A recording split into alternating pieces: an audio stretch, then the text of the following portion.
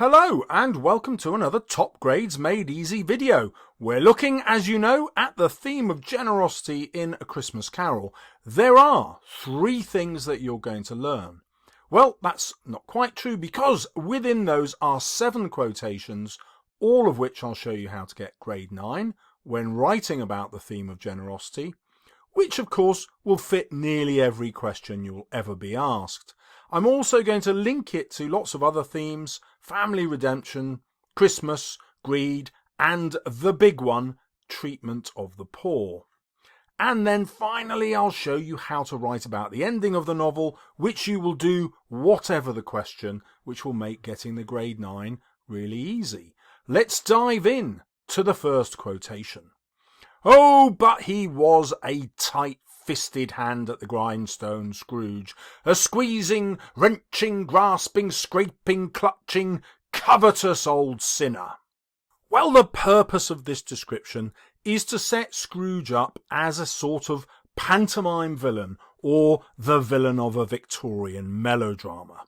We can see that with the narrator's enthusiasm, oh, and then this delightful list of 5 adjectives, all emphasising how much of an old sinner he is, and perhaps reminding us of the clenched, tight-fisted hands with its 4 fingers and a thumb, and that's why there are 5 adjectives. Well, I like that.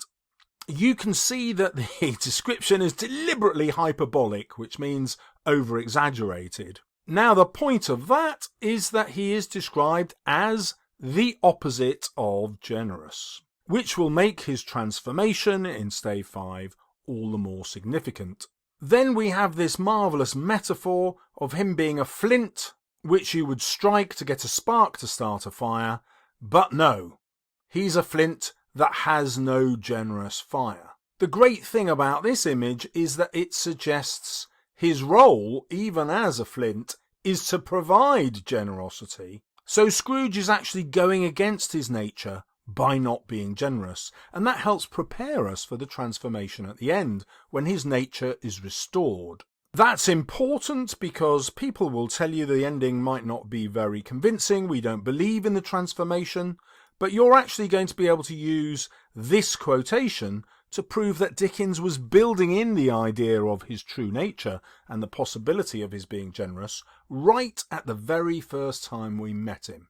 Next, I want to focus on the moment where the ghost of Christmas past plays devil's advocate with Scrooge and says, he hasn't really paid very much for this ball. Why are you so proud of Fezziwig's ball? This prompts Scrooge to list the many ways that Fezziwig was a fantastic employer. The happiness he gives is quite as great as if it costs a fortune.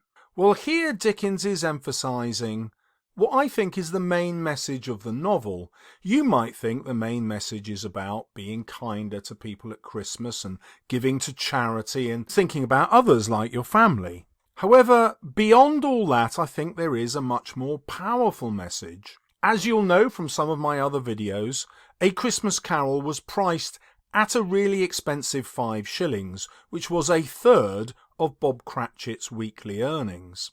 So those 5,000 original readers of the novel would have been employers, perhaps running their own businesses, but certainly employing domestic staff in the home. And the whole point of this scene isn't just to persuade Scrooge to be a better employer. Oh no, it's to persuade the reader to treat their own staff much more fairly and to think about how they can bring them happiness and joy. And what better time to start that than at Christmas, which of course is when Dickens deliberately published the novel. So rather than encouraging his readers to go away and give extravagantly to charity like Scrooge will, he's actually asking them to do things which will not cost a fortune, but which will create such happiness that it will be worth a fortune to the employees.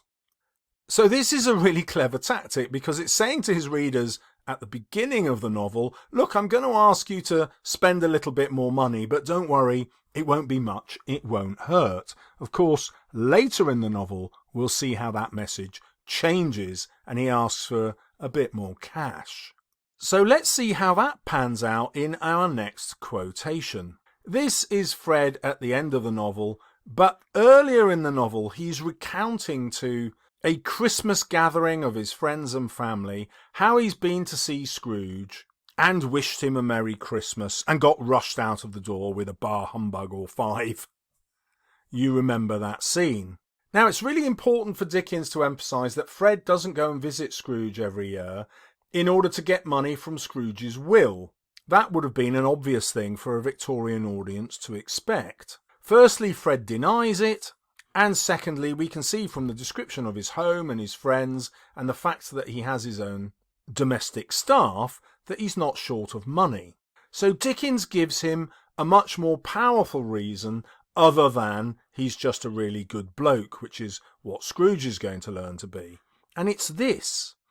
If it only puts him in the vein to leave his poor clerk, that's Bob Cratchit, £50, that's something. Now, there are two ways to interpret the word leave here. Fred might simply mean that he wants Scrooge to give a Christmas bonus to Bob, or leave might mean in his will. Now, there are 20 shillings in a pound, and so £50 is worth 1,000 shillings. Now, when you consider that poor old Bob Cratchit only earns 15 shillings a week, you can see that this is a massive sum, more than a year's wages. This is going to help you write about the ending of the novel when Scrooge brings Bob Cratchit in and has decided to raise his salary. By naming the sum £50 that Fred thinks Bob should have, he actually tells the readers that Scrooge would need to double Bob's salary in order to lift him out of poverty. Now, that's really important, something you might have missed, because when we get this wonderfully melodramatic description of Scrooge as the ultimate sinner, we would ask ourselves why on earth Bob Cratchit would keep working for him. And the truth is really interesting. Although Scrooge at this stage is a despicable human being and boss, he's not actually paying Bob less than other Victorian employers. One of the ways Dickens makes sure we understand that is the family's excitement when Peter Cratchit, Bob's eldest son, hears that he might get a situation, some work. If obtained, it would pay a full 5 and 6pence weekly, which is roughly a third of what Bob Cratchit is earning and is roughly the price of the book itself, those 5,000 copies of A Christmas Carol. So we can see from this that Scrooge is clearly a decent employer by Victorian standards, but now that gives us another insight into the purpose of this description. Because what he's really saying to his reader is, the amount you pay your employees is likely to be just as little as this horrible old sinner who by now in the novel you think is a villain. And so Dickens includes this quotation from Fred to drive that message home to the reader. He wants the reader to ask if they too are paying only about 50% of a salary that their employees would need in order not to be in poverty. The other way that Dickens wants to make clear to his readers that being generous isn't important just because it makes you a better person is by looking at the consequences of the generosity. So when Scrooge decides to buy a turkey that is twice the size of Tiny Tim, Dickens is really focusing on Tiny Tim. How is it that a human being is no bigger than a turkey? This, of course, is the effect of poverty and malnutrition. Dickens has also made it really clear that if Scrooge doesn't suddenly change his attitude to Bob Cratchit, then Tiny Tim is going to die. And so because Scrooge is paying the same as other Victorian employers, Dickens really drums home the message that that salary is literally going to lead to children dying. Now, what's so brilliant about this message is that the reader is invited to work it out for themselves. That's why Dickens has been so clear about the amount of money that Bob earns, the amount of money that Bob Cratchit is going to get, because these sums actually matter.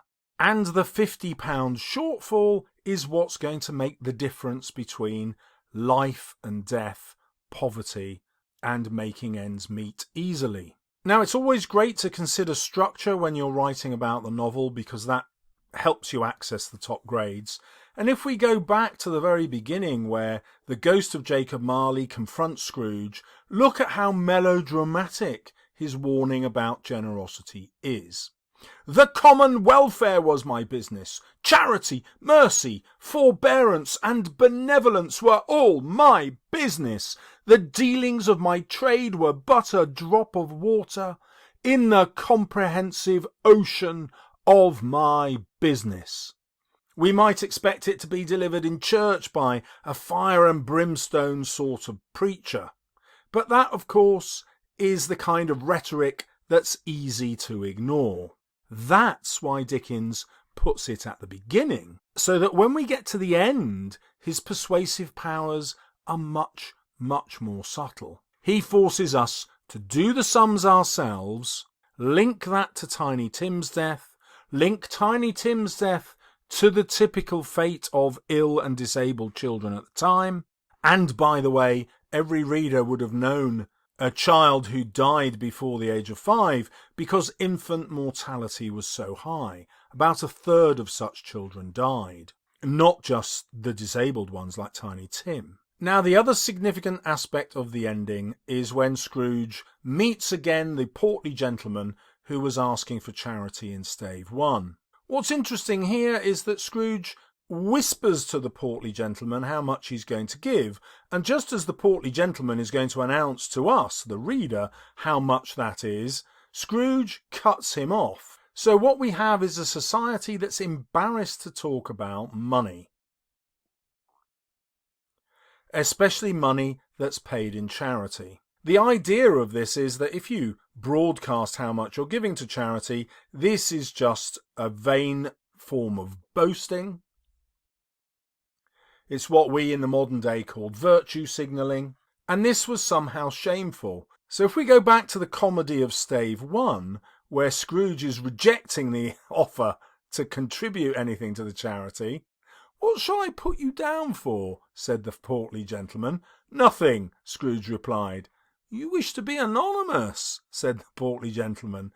So this British reserve about contributing to charity was so common that many people would do it anonymously, so as not to try to claim credit for what they were doing. By not naming the sum that Scrooge is contributing, Dickens leaves it open to the conscience of the reader to donate whatever they want to charity. But the other conclusion we can draw here is that Dickens knows that the contributions to charity, whatever they are not going to make that much difference. The game changer, the thing that's going to make most difference to the fate of Tiny Tim, is the increase in salary.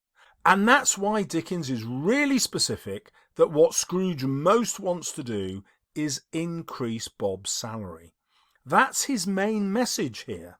Not that we must just be so much more generous towards each other at Christmas time or in giving to charity. No, because those are only temporary fixes. What he wants is a permanent fix that all his readers can make, because they are all likely to be employing either through business or domestic staff. Now, there is one final barrier to his readers spending more money that they can afford on an employee's salary, and that is their public reputation.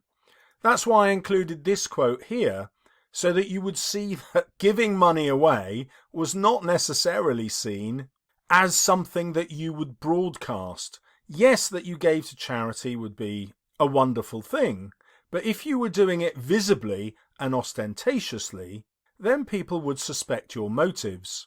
And that's the same objection here. If Scrooge starts paying Bob Cratchit more money so that he can actually support his family, he'll end up paying more for his employee than he needs to, because the other employers aren't doing that. And so the reader is going to find themselves in the same position. Do they want to step out of what the social norms are and risk being laughed at by other people? Dickens knows this is a really powerful motivator for middle class and upper middle class readers not to want to pay their employees more.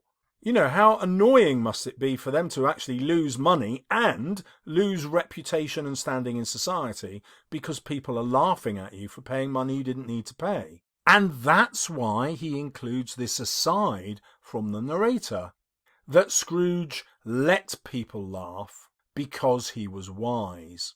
So here the final message is that wisdom is contained in doing the right thing, even if your reputation suffers. And that, of course, is a much more sophisticated ending. Normally, we just treat it as a sort of fairy tale ending where everything is put right in the world. But actually, Dickens isn't portraying that sort of unrealistic fairy tale ending at all. It's just a really practical one. He's going to pay his employee, Bob Cratchit, a fair living wage. Now I hope you can see how important it is to write about the ending and link that to Dickens' purpose. I've actually snuck in an extra quotation, so you've got 8 there. Sorry I didn't know that in advance. And if you looked at the top of all of my PowerPoint slides, you'll see where I've linked to all of the themes. So for your revision or for your essay writing, you can easily see how these quotations link to multiple themes. And obviously they all link to multiple characters. So this one, for example, links to Bob Cratchit and to Scrooge and to Tiny Tim. That is efficient revision and efficient quotation choice. If you would like more insightful videos helping you to get the top grades, click on the one appearing here on the left or here on the right, or the bonus one recommended by YouTube on the bottom left. See you soon on my channel.